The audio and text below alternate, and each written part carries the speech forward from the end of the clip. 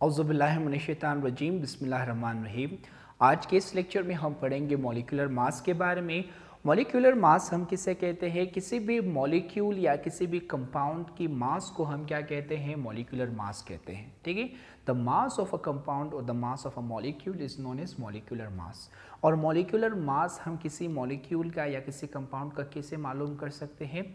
दरअसल हम क्या करते हैं कि उस मॉलिक्यूल के अंदर या उस कंपाउंड के अंदर जितने भी एटम हैं उन सारे एटम के मासेस को जमा करते हैं। तो जब हम जमा करेंगे तो उसके रिजल्ट में हमें क्या मिल जाएगा? उस मॉलिक्यूल की मास मिल जाएगी, जिसे हम कहते हैं मॉलिक्यूलर मास। ठीक है, सो एक एग्जाम्पल के थ्रू ये चीज़ मैं आपके लिए क्लियर करवाता हूँ। फर्स्ट करिए, हमारे पास है H2O यानी वाटर।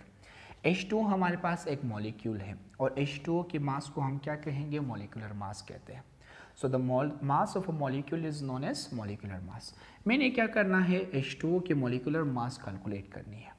तो मैं कैसे कैलकुलेट करूँगा? इस मॉलिक्यूल के अंदर जितने भी एटम हैं उन सारे एटम के मासेस को मैं जमा करूँगा।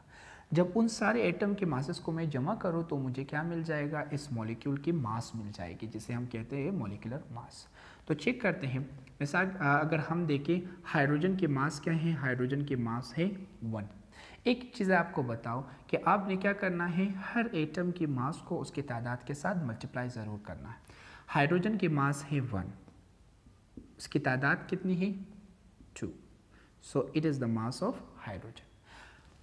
मास ऑफ इस एटम को आपने दूसरे एटम के साथ क्या करना है? जमा करना है। ऑक्सीजन की मास क्या है? 16। इसकी तादाद क्या है? अगर इसके नीचे कुछ नहीं लिखा है तो इसके नीचे मतलब 1 है, तो 16 मल्टीप्लाई बाई 1। ये मास ऑफ ऑक्सीजन है, ये मास ऑफ हाइड्रोजन है। दोनों एटम के मासेस को आपने क्या किया है? प्लस किया है। जब दोनों एटम के मासेस को आप प्लस करोगे तो आपको क्या मिलेगा? इस मॉलिक्यूल की मास मिलेगी, जिसे हम कहेंगे molecular mass. So 1 multiply by 2 is equals to 2 plus 16 multiply by 1 is equals to 16। 2 plus 16 is equals to 18। ठीक है, तो मॉलिक्यूलर मास की जो यूनिट है वो क्या है? AMU। ये है मॉलिक्यूलर मास ऑफ वाटर। तो मॉलिक्यूलर मास हम कैसे मालूम करते हैं? उस मॉलिक्यूल के अंदर जितने भी एटम हैं उन तमाम एटम्स की मासेस की अगर हम सम ले लें, उस तमाम एटम की मासेस को अगर हम जमा करें, सम करें, प्लस करें, तो उसकी सम को हम क्या कहते हैं? मॉलिक्यूलर मास कहते हैं। ठीक है, तो मॉलिक्यूलर मास को हम किस तरह डिफाइन करते हैं? हम कहते हैं the sum of atomic masses of all the atoms of a compound or molecule is known as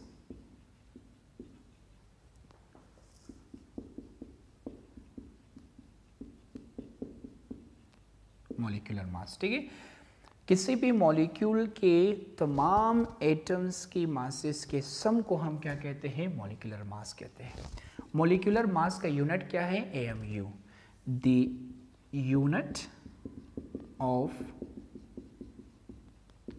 molecular mass is AAU। ठीक है, एग्जाम्पल देखते हैं। ग्लूकोज का मॉलिक्यूलर मास हम चेक करते हैं। ग्लूकोज का मॉलिक्यूलर फार्मूला क्या है? C6H12O6। ठीक है, तो ग्लूकोज की हम क्या चेक करेंगे? मॉलिक्यूलर मास चेक करते हैं। कार्बन की मास कितनी है? 12। इसका तादाद क्या है? 6। तो आपने मास को उसकी तादाद के साथ मल्टीप्लाई करना है, प्लस हाइड्रोजन की मास कितनी है? 1। उसकी तादाद क्या है? 12 प्लस ऑक्सीजन की मास कितनी है? 16 और उसकी तादाद क्या है? 6। ठीक है, 12 multiply by 6 is equals to 72 plus 1 multiply by 12 is equals to 12। 16 multiply by 6, जब हम 16 को 6 के साथ मल्टीप्लाई करें तो आंसर क्या आएगा? 6 6 36, 3 ऊपर, 6 1 6, 6 प्लस 3 इज इक्वल्स टू 9। सो ये बनेगा 96। ठीक है, तो इन सब को जब हम सम करेंगे तो हमारे पास क्या आएगा? 180 AMU। So the molecular mass of glucose is 180 AMU। समझ में आ गया? तो हमने क्या कि इस ग्लूकोज मॉलिक्यूल के अंदर जितने भी एटम हैं उन सारे एटम की मासेस को हमने सम किया, जमा किया है। तो इन सारे एटम्स के मासेस को जब हम सम करते हैं तो उनके सम को हम क्या कहते हैं? मॉलिक्यूलर मास कहते हैं। ठीक है, तो ये आज की टॉपिक जिसमें हमने क्या पढ़ा? मॉलिक्यूलर मास के बारे में पढ़ा। होप आपको समझ आ चुका है। अगर आपको कोई क्वेश्चन है तो आप कमेंट बॉक्स में पूछ सकते हो। मैं जल्दी कोशिश करूंगा कि आपके क्वेश्चन को सॉल्व कर सकूं। Thank you.